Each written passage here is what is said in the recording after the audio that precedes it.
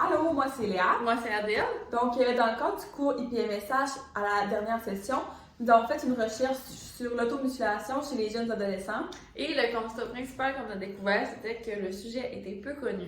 Nous avons donc décidé de faire un balado avec 2 experts pour faire connaître et approfondir ce sujet. Donc, on vous laisse avec la suite. Bon visionnement!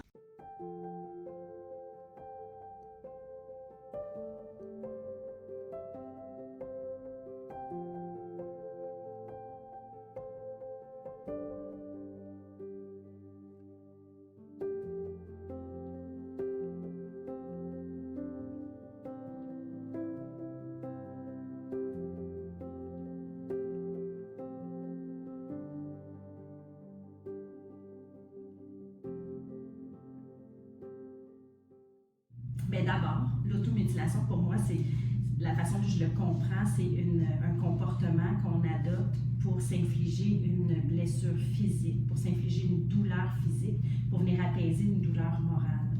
Donc, derrière un comportement d'automutilation, pour moi, il y a une évidence de souffrance que la personne ressent. Fait que quand on le prend sous cet angle-là, bien, on peut aller identifier, chercher avec la personne à identifier c'est quoi la source de la souffrance. Ce comportement-là, bien que mésadapté, a une fonction calmante, si je peux dire, chez cette personne-là.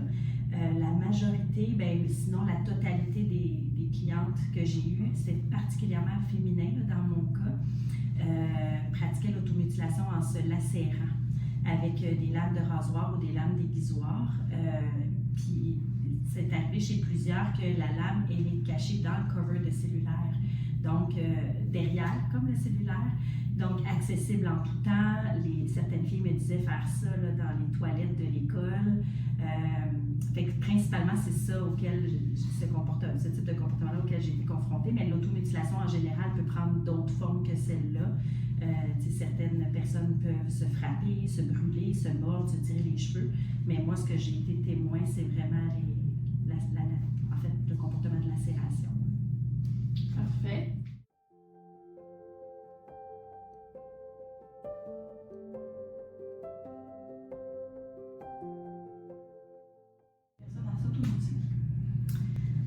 Je pense pas qu'il y a un signe évident, un lien évident entre les problèmes de santé mentale et l'automutilation, dans le sens où ça peut arriver chez quelqu'un qui n'a aucun diagnostic de trouble de santé mentale, comme ça peut arriver chez des gens qui ont des diagnostics de santé mentale. C'est certain que dans ma pratique avec les adultes, les clientes, surtout les clientes, c'était vraiment plus féminin là, ce que j'ai vu, le trouble de personnalité limite, c'est un diagnostic où il y avait plus de chances en fait de voir un comportement d'automutilation chez cette clientèle-là, mais pas dans 100% des cas. Fait que c'est pas un lien de cause à effet. Là, un trouble de santé mentale, ça vient avec l'automutilation. Je pense que ça peut se retrouver chez n'importe qui.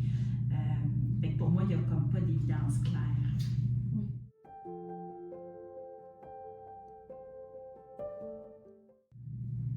L'automutilation, c'est un mécanisme d'adaptation pour gérer les sentiments intenses que tu vas vivre, toute ta détresse émotionnelle. Fait que moi, je pense que les facteurs psychologiques, c'est un manque d'autres possibilités chez la personne. C'est comme si on a un manque de moyens, en fait.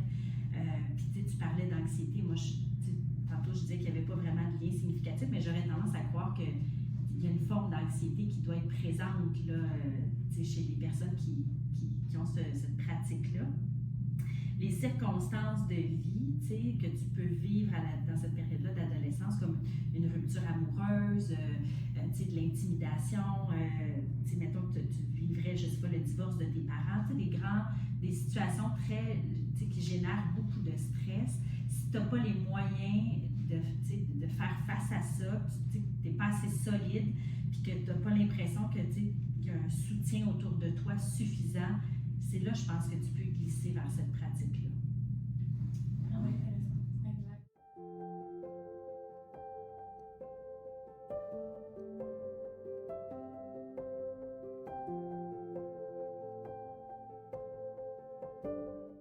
Je dirais que le premier aspect, c'est que ça peut remonter à longtemps, parce que ça remonte même au début d'Internet, que des types de comportements qui peuvent être cachés, parce qu'ils vont être stigmatisés, comme l'automutilation, avec la création même des premiers forums d'Internet. C'est qu'un sociologue, là, Baptiste Brassard, il va révéler là, dans une étude qu'il a faite en 2011, il a fait sa thèse là-dessus carrément. Puis il révélait que c'était justement les forums de discussion sur Internet, ça a permis d'en parler dans une certaine anonymat. Puis c'est ça, donc il y a l'aspect caché, clandestin de tout ça. C'est comme, je suppose que l'idée de cacher des lampes. Il y a quelque chose qui est vraiment un tabou autour du comportement en lui-même. Puis je pense que ça, c'est un élément important de ce comportement-là, puis sa visibilité est comme liée avec.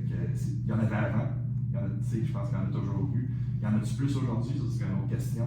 Ou est-ce que c'est rendu plus, ça c'est devenu plus visible, difficile à cacher à cause de la pandémie?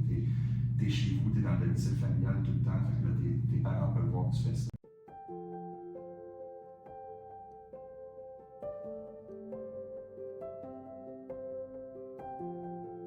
Le comportement, dans le fond, il va être interprété par les autres, puis ça a beaucoup d'importance. C'est pas juste le comportement lui-même, c'est comment il est reçu dans la société, la réception. Là, c'est vraiment là, puis dès que certains comportements vont passer dans le vide, ils ne seront pas détectés, ils ne seront pas identifiés, rien de ça, même s'ils peuvent être super problématiques. C'est que la société va porter une attention sur quelque chose, souvent à travers les médias. On va dire ça, c'est un problème. Exemple, l'alcool. Pendant longtemps, aux États-Unis, les années 20, il y avait la prohibition. L'alcool, c'est vraiment mauvais. Puis il y a eu comme le système d'État qui est embarqué dessus. C'est pas juste le comportement lui-même, c'est comment la société va le décrire, le définir, puis en arrière de ça, il y a des entrepreneurs moraux, il y a des gens qui vont dire ça c'est vraiment pas correct, dans ce cas-là, c'était pas mal les évangélistes, exemple, ça c'est.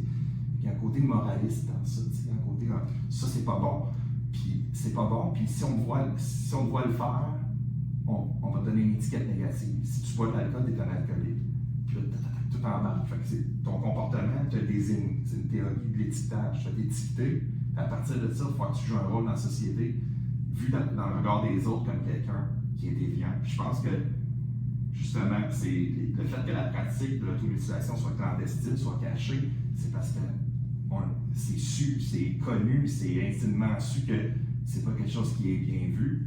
Puis que si tu es vu publiquement dans cette situation-là, je sais pas si c'est acquis en pratique, mais c'est qu'une jeune que ça paraît trop dans sa classe, ou il y a des. Dans cette théorie-là, il y a des étapes de désignation qu'elle.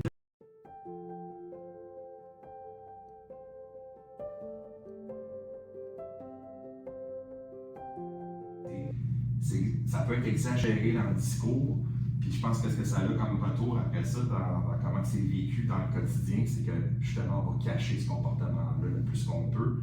On va essayer d'être. Parce que la théorie de la déviance, c'est comme 4 catégories. C'est t'as le comportement déviant ou tu l'as pas. Puis l'autre catégorie que tu recroises, c'est comme un petit tableau avec 4 catégories, c'est d'être perçu comme déviant ou d'être non perçu comme déviant. Ça veut dire qu'il peut y avoir des cas extrêmes, que ça va être une personne qui est non déviante, mais perçue comme déviant. Exemple, je sais pas moi, quelqu'un qui porte des vêtements punk, ben on va penser que c'est lui qui vient de faire les graffitis la veille, tu sais. Mais ça, c'est pas lui qui a fait le comportement. Et puis il y a des gens aussi qui vont être complètement dans le comportement dit déviant par rapport à la norme. Par exemple, s'automutiler, c'est vu comme répréhensible, mais elle ne sera jamais vue comme telle. Elle ne sera jamais perçue comme telle. En fait, là, c'est là que la clandestinité va rentrer. Les médias, ce que ça fait, c'est que les gens viennent des petits professionnels en herbe, là, des gérants d'estrade de situations problématiques, puis avec ce qu'on va avoir publicisé, ils vont lire le comportement des gens avec ça. C'est le risque qu'il peut avoir au niveau des médias. Ils vont se mettre à l'étiqueter, à le percevoir, puis des fois à tort, mais en même temps,